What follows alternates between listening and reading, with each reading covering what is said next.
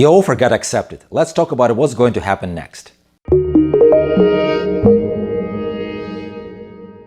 We found a home you like. We put together an offer and the offer got accepted. So what's next? What should we do in order to get you ready to move into that new home? First of all, we have to follow the contract.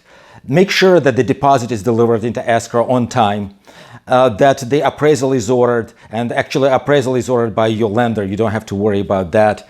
And do the necessary work in order to prepare to remove the contingencies.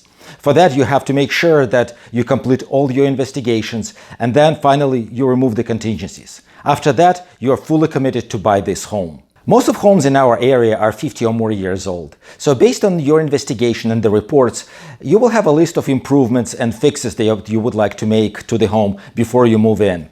So we will work with you and we'll bring contractors over so you will be able to get estimates and schedule the work right after you close the escrow. One thing that we always recommend to do before you move in is to tend the house. If the termite report calls for fumigation, it will be the best time to do that.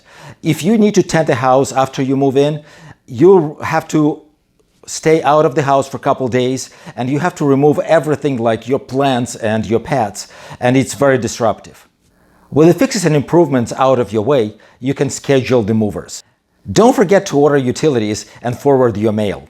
The sellers will cancel their utility service on the day of close of escrow, and you should start it the same day. We will provide you with the numbers for the local utilities to make sure the service will not get interrupted. With all this work done and the move day scheduled, it's time to invite your family and friends and to welcome them into your new home. So, whenever you are ready to start your home buying journey, give us a call at the number below or text us and let's get moving.